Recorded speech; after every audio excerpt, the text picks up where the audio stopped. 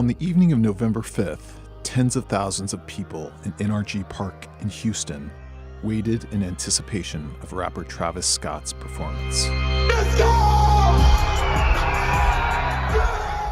But revelry quickly turned to tragedy.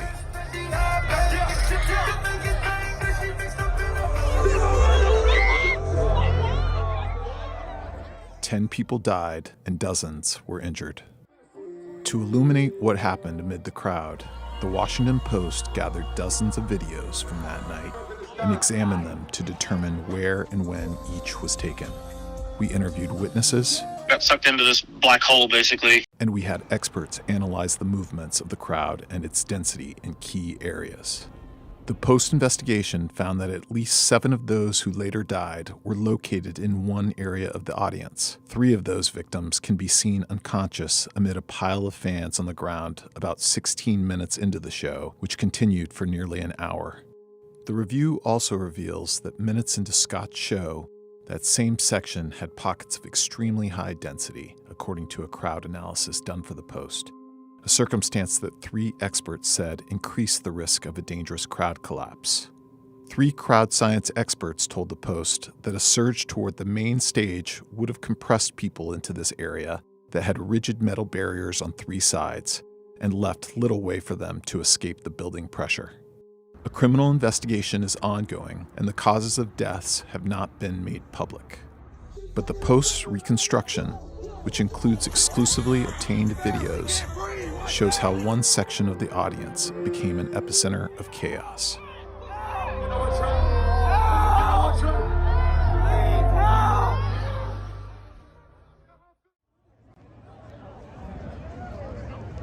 Fans arrive at NRG Park in the early morning on Friday, long before the gates open. Over the next few hours, while some shop, eat, and attend daytime concerts, videos show instances of scattered mayhem. Fans break perimeter fences, rush entrances, and storm security checkpoints.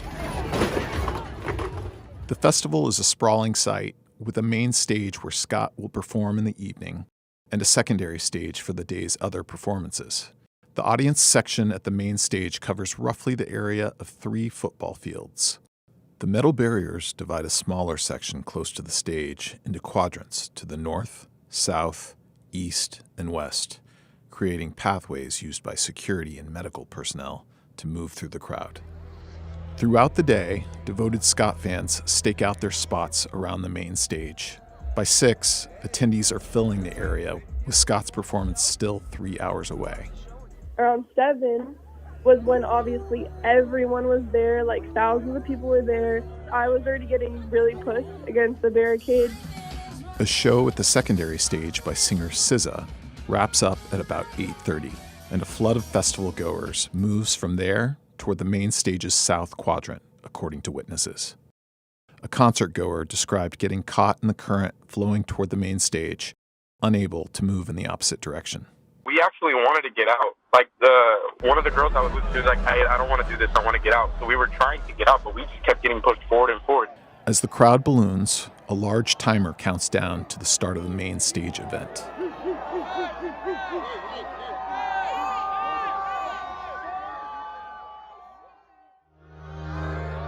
Scott's show begins around 9, and the crowd erupts in excitement as he enters. Let's go! As soon as Travis reaches the stage, there's just a whole different, shift into the crowd. Video shows the crowd in the south quadrant swaying at the beginning of the concert. 9-year-old Ezra Blunt, an avid Scott fan, is atop his father's shoulders in a video that a lawyer for the family confirmed is the boy. Madison Dubisky, 23, at the show with her brother, is in the same area, according to another video obtained by the Post. Close by, 27-year-old Donish Baig and his fiancée try to escape the crowd, but they fall shortly after the concert begins, according to a family lawyer. All 3 are among the 7 concertgoers who died and appear in the Post investigation. The identities and locations of the other victims were confirmed by relatives or family representatives. Once the crowd was moving, you were moving with it. You were at the mercy of the crowd, pretty much. There was no way you would have been able to move around or keep yourself stable. Using tracking software, a physicist analyzed the crowd's movement in the south quadrant for the post at about 3 minutes into Scott's performance. Over 5 seconds, the trajectory of 12 randomly selected people is similar. Evidence, he said, that the people were being pushed in the same direction by the tide of the crowd, losing control of independent movement and not merely moving to the music. At the post's request, researchers at Carnegie Mellon University used a crowd counting model to estimate the density in the area where the post-examination located victims. They found that roughly 3 minutes into the concert, in some pockets of the area where the video image was clearest, the density reached as high as 1.85 square feet per person. The researchers noted that the actual density for the section was likely higher than their estimate, because the image from the scene was taken at night with low resolution and showed smoke from fireworks, making some people difficult to detect. A density of 1.5 square feet per person can cause compressive asphyxiation with so little space that people cannot draw a breath, according to the crowd experts. One calls it a crushing point. I was like, man, this is not safe. Like, I started to notice, I look in front of me, I see people crying. I look in the side of me, I see my friends, they're yelling for help. They're saying, we got to get out. About 5 minutes into the show, a video exclusively obtained by the Post shows desperation in the area immediately adjacent to Ezra Blunt in the South Quadrant. She can't breathe! She can't breathe! Around the same time, people shout for help nearby.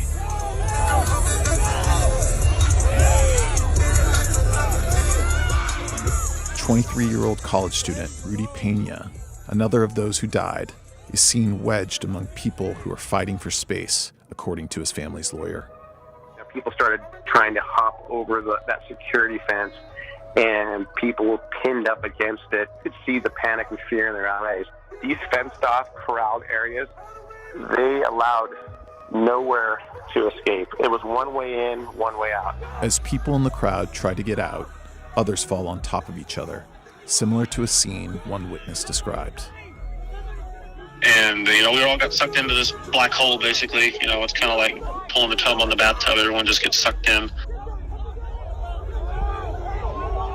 A phenomenon known as crowd collapse, when high density and other factors can cause people to fall on top of each other, is clearly evident at about 9:12 p.m., two experts said. Video filmed around 16 minutes into the concert, which the Post is not displaying because of its graphic nature, shows what appears to be several unconscious people lying atop each other. Among them is 21-year-old engineering and computer science student Axel Acosta, one of the deceased. Best friends and college students 20-year-old Jacob Juranek and 21-year-old Franco Patino are both visible in the same video and died that night. At 9:18, a Houston firefighter outside the venue, but monitoring radio communication channels used inside the festival, notes a, quote, report of individual with crush injury, breathing difficulty. Flare-ups in more areas of the venue become evident in the next several minutes. But other concertgoers are unaware of any life-threatening distress. People obviously were like pushing and stuff, and no one was on the ground in the area I was at. We didn't hear anyone saying, stop the show. We didn't hear anyone saying, oh, people are getting hurt. At around 9:28, video shows other people are on the ground in the South Quadrant, pleading for help and dialing 911. People were literally on the floor getting their faces stomped in. We were just trying to pull kids over that barricade.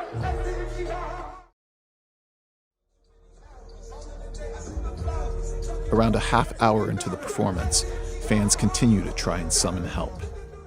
A man from the crowd attempts to scale a platform to reach camera operators to stop the show. Exactly right. Someone in there. People are fucking dying. I want to say somebody's life. The Houston firefighters log notes at 9:30 that police are reporting, quote, multiple people trampled, passed out at front of stage. At that point, an emergency vehicle with flashing lights tries to make its way through the crowd in the east. What the fuck is that?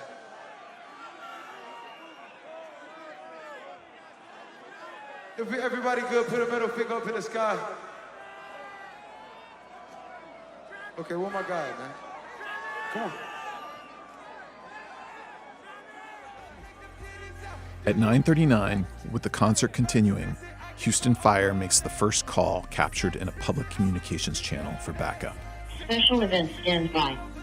Ambulance 33, Ambulance 37, Ambulance 46. These paramedics, they were battling to try to fight their way through to get to people that were in the crowd, as well as trying to have people pass bodies over that fence in that walkway.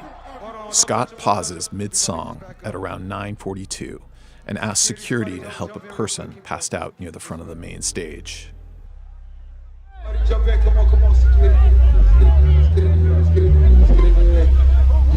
Security and Houston police carry the man out of the crowd.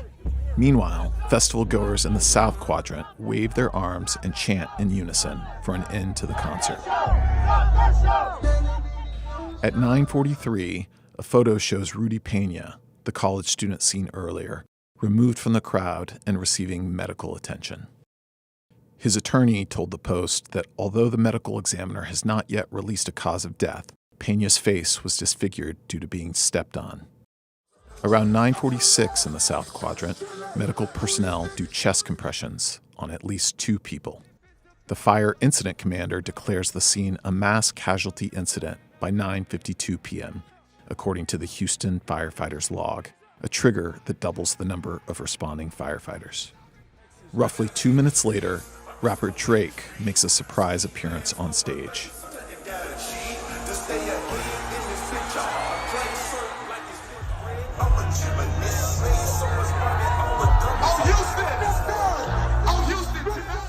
The show ends around 10:12, with Scott closing it out, running about 72 minutes in all, and continuing about 42 minutes after police first reported that multiple people had been trampled.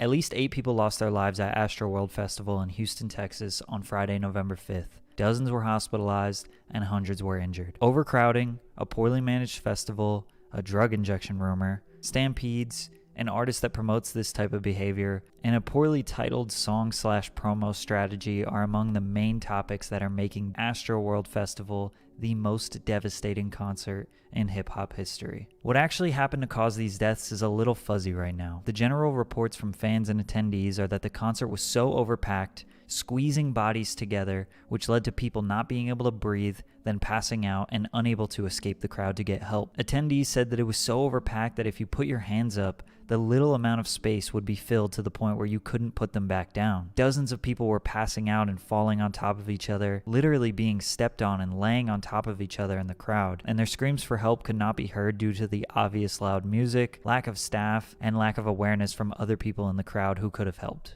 So that's what people are saying. So what did the report say? Houston Fire Chief Samuel Pena said the crowd, quote, began to compress towards the front of the stage, which triggered panic and caused some injuries. And Houston Police Chief Troy Finner urged people not to jump to conclusions about what caused the surge. Per reports, they don't know what caused the surge, nor do they know what caused the deaths. However, reports do say that at least 11 were in cardiac arrest. Sudden cardiac arrest can be caused by no pulse, no breathing, lack of consciousness, chest discomfort, etc., which makes sense due to the packed crowd. And according to a key source connected to the festival, the surge and widespread panic came from, quote, someone in the crowd went crazy and started injecting people with some sort of drug, causing panic and then a surge. So despite all of the attendees saying it was impossible to move and the crowd was squished together, some crazy person was able to run around and inject people with a drug. Not a lot of people are buying that story and are seeing it as a way to poorly cover up the obvious mismanagement of the event. There has been one official report of a security officer who was pricked in the neck with something while reaching over the railing to handle someone. He went unconscious and was given Narcan to revive him. Narcan is used to save someone from overdosing on opioids, so we can't really count out that story just yet. But Travis wasn't oblivious to what was going on. He stopped the show multiple times to get people in the crowd some help. This ominous video of him singing while watching a young man get carried away by security was a tough one.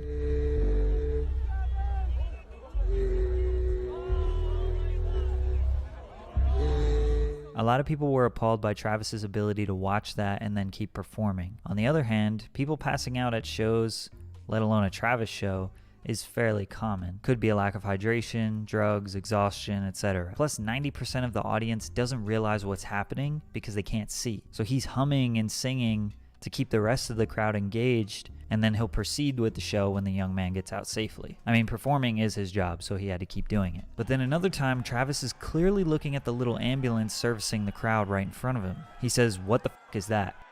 What the fuck is that? And is trying to find out what's going on. You can see he's standing, he's looking around, he looks very confused, very concerned, but then doesn't do anything about it and immediately follows up with a middle finger to the sky and "I want to make the crowd shake." I want to make this motherfucking ground shake, goddamn. I'm not even one to say that he should have shut down the show and stopped performing, because you also have the argument that that could have caused a sort of riot of its own, and maybe people could have been so angry that they stormed out, making it probably 10 times worse. But he had to stop multiple times, and this chaos is not new to him. I feel like it's reasonable to cut the music, scan the crowd for 60 seconds, ask if everything is okay, turn on the lights. I mean, you can find hundreds of instances on YouTube where artists and bands have done the same thing. Hold up.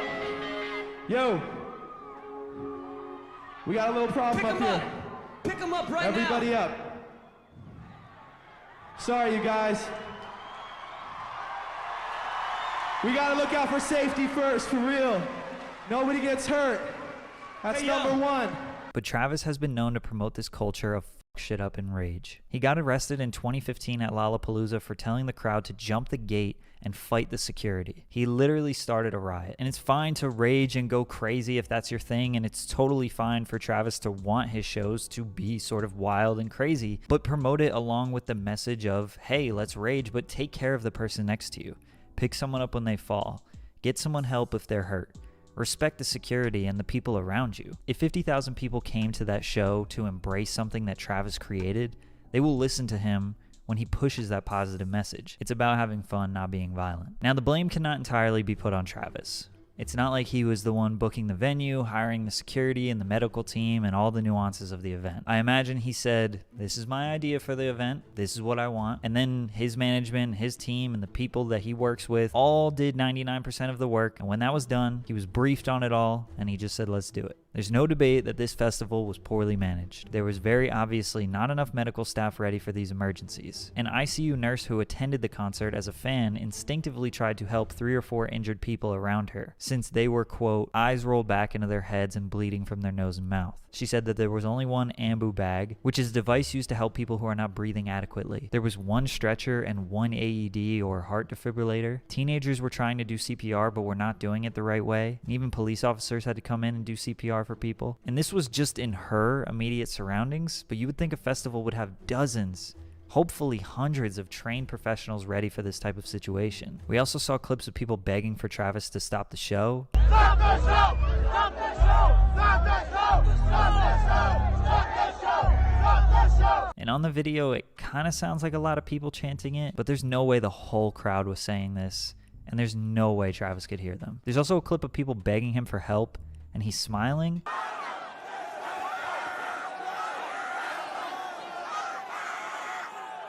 Again, he has earpieces in, and the microphone that we hear that's picking up those screams could be hundreds of feet away from Travis. Nonetheless, it's very scary, and I don't think I've ever heard anybody screaming for help at any concert that I've ever been to in my life. Also, another big clip was circulating of a girl begging the cameraman to stop the show because people were dying.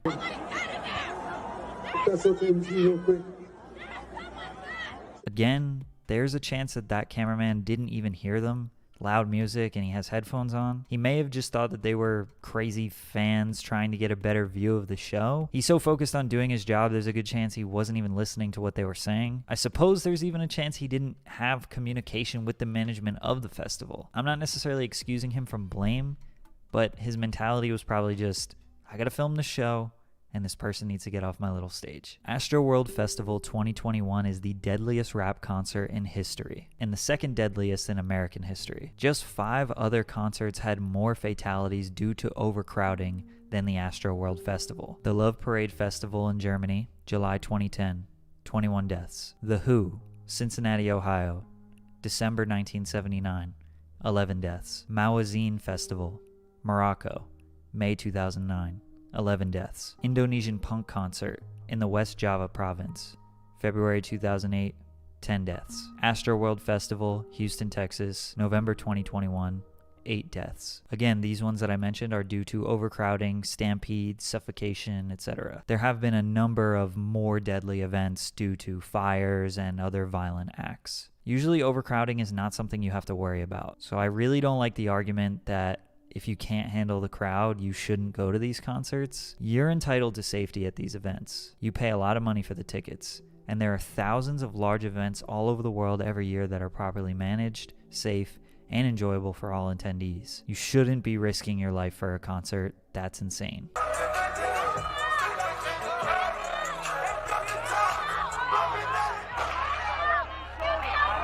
Now you might be wondering how this event got so overcrowded. Well, at the beginning of the day, you could see fans were storming the gates, literally stomping on others to get in. Again, Travis has encouraged his fans to break into shows before, and this was a problem for all of the previous Astroworld festivals. But because you have all these people breaking in on top of the show being sold out, you're going to get overcrowding. These events are planned and designed to be able to manage a certain number of people. In this instance, it was 50,000 expected attendees. Now, the Houston Fire Chief Samuel Pena did say that there are no occupancy limits for outdoor events in this area. So I imagine there is some wiggle room in the case that there are more than expected attendees. And there's absolutely no way for us to know just how many people broke in. But I believe one of the problems arises with these barriers that divide the crowd into 4 sections. Now, I don't know if there were barriers on these ends, which would make the squeezing even worse, but I doubt that they had them there. But with the influx of people that didn't pay, you're just going to have more and more of them rushing in, pressing people up against these barriers. I mean, those pathways in between are essential for security to get through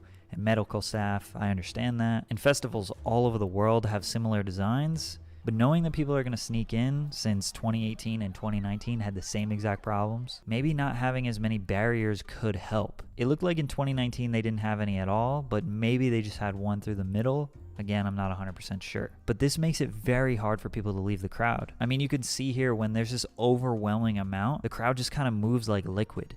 You can't control your body. So when they start expanding and moshing, the ripple effect happens. But with the barriers there, it just ends up squishing people on those edges. Here you can see someone who appears to be totally knocked out from this. There were a number of people pitching conspiracy theories about the timing of his release escape plan, as well as the dystopia promotional materials. I think it's irresponsible for me to entertain these theories, especially when we're talking about people losing their lives. Nonetheless, it is kind of weird. Travis has made a statement, Live Nation has made a statement, and everyone involved, but they're just the basic PR type apologies where they're more just protecting themselves legally. Because if you say, I'm sorry, then you're admitting guilt. Lawsuits are coming. One has already been filed just a couple days later. As far as what happens legally, fines, reparations, none of that matters to the families who lost their loved ones, and none of that will make a difference if things don't change moving forward. I hope that hip-hop fans who attend these concerts look at this and think, okay, next time, I'm going to look out for the people around me. I hope that other artists promote having a good time in a safe way. I hope that the culture as a whole can learn from this and make a positive change so nothing like this ever happens again. And I wish nothing but health, positivity, and good energy to the families of those who lost their loved ones during this event, as well as anyone who's negatively affected by it.